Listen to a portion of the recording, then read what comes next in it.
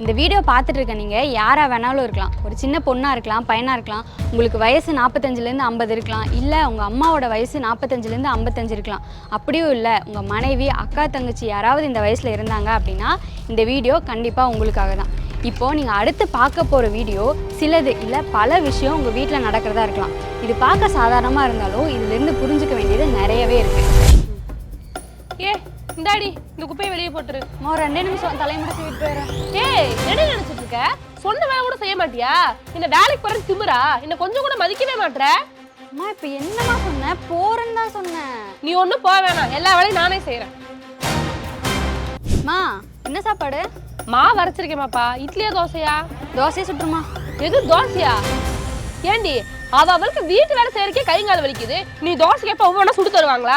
அதெல்லாம் முடியாது, இட்லி தான் சுடுவேன். விருப்பம்னா சாப்பிடலாம், சாப்பிடாம நீ தானமா என்ன வேணும்னு கேட்ட? என்னடி கூட சேர்த்து பேசுற? இருக்கதாண்டி செய்வேன், என்னமோ பண்ணுங்க. மா இங்க பாரு, செம சிரிப்பா இருக்கு. கொண்டு போடி அங்கிட்டு. இதெல்லாம் பார்க்க யாரடி அழுதா?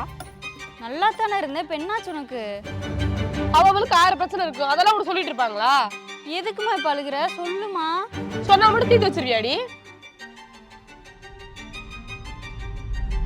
பெண்களோட உடம்புல பருவமடைஞ்ச அப்புறத்துலேருந்து நிறைய மாற்றம் ஏற்பட்டாலும் அவங்களோட 45 வயசுக்கு அப்புறம் மெனோபாஸ் அப்படின்னு இயற்கையாக உருவாகிற மாற்றம் தான் நம்ம மேலே வீடியோவில் பார்த்த எல்லாத்துக்குமே காரணமாக இருக்குது. இப்போது இந்த மெனோபாஸ்னால் என்ன, இந்த மெனோபாஸ்னால் அவங்க உடம்புல என்னெல்லாம் மாற்றம்லாம் ஏற்படுது, அதனால் அவங்க என்னெல்லாம் ஃபேஸ் பண்ணுறாங்க, இப்படி மெனோபாஸில் இருக்கவங்கள நம்ம எப்படியெல்லாம் பார்த்துக்கலாம் அப்படின்னு நம்ம வீட்டில் ஒருத்தவங்களாக இருக்கிறவங்களுக்காக நம்மளும் இதை தெரிஞ்சுக்கலாம் வாங்க. இந்த மெனோபாஸ் அப்படிங்கிறது என்ன அப்படின்னா, நார்மலாக ஒருத்தங்க பீரியட்ஸ் ஆகுறாங்க அப்படின்னா அவங்களோட சினைப்பையிலிருந்து கருமுட்டை வெளியே வரும். அது குழந்தையாக உருவாகலாங்கும் போது அது மாதம் மாதம் பீரியட்ஸாக வெளியே வந்துடும். அதுவே இந்த மெனோபாஸ் கண்டிஷனில் அவங்களோட சினைப்பையிலேருந்து கருமுட்டை வெளியே வராது, ஒரு கட்டத்துக்கு அப்புறம் நின்றுடும். இதை தான் நம்ம மெனோபாஸ் அப்படின்னு சொல்கிறோம். இந்தியாவோட ஸ்டாட்டிஸ்டிக்ஸ் படி ஒருத்தங்க 48லேருந்து 53 வயசு ஆயிட்டாங்க அப்படின்னாவே அவங்களுக்கு மெனோபாஸ் கண்டிப்பாக நடந்துடும்.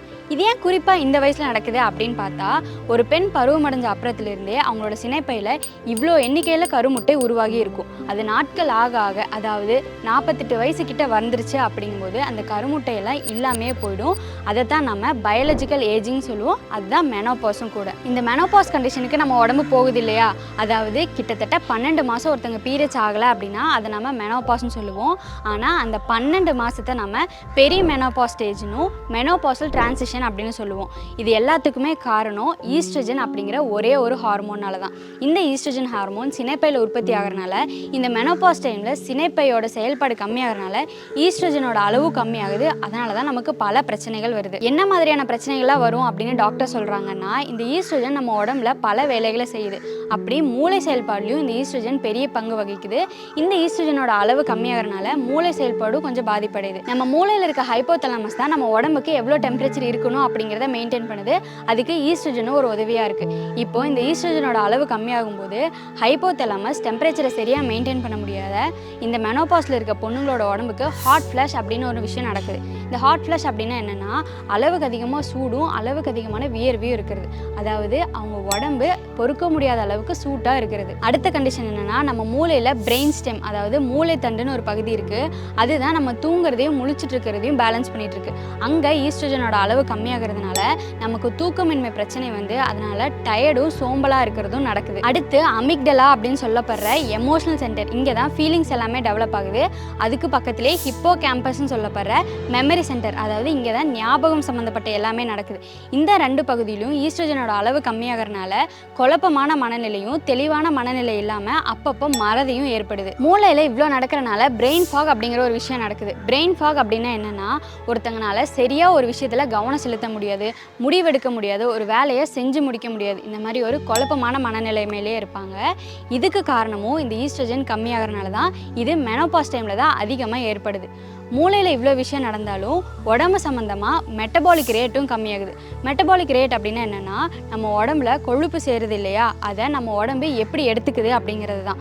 இந்த ஈஸ்ட்ரஜன் கம்மியாகிறனால உடம்போட மெட்டபாலிக் ரேட் கம்மியாகுது. அதனால கொழுப்பு அதிக அளவில் சேர்ந்து மெனோபாஸ் டைமில் இருக்க பெண்களுக்கு வெயிட் அதிகமாக போடுது. இது இல்லாமல் ஈஸ்ட்ரஜன் எலும்போட வளர்ச்சிக்கும் பலத்துக்கும் உதவியாக இருக்கனால ஈஸ்ட்ரஜன் அளவு இந்த மெனோபாஸ் டைமில் கம்மியாகிறனால தான் அவங்களுக்கு முதுகு வலி, முதுகு தண்டு வலி எல்லாமே ஏற்படுது. இப்போது மெனோபாஸில் இருக்கவங்களுக்கு நம்ம முன்னாடி பார்த்த சிம்டம் மட்டும்தான் இருக்குமான்னு கேட்டால் ஒரு சிலருக்கு இந்த சிம்டம் இல்லாமல் இருக்கலாம், ஒரு சிலருக்கு இது கூடவே வேறு சிம்டமும் இருக்கலாம்.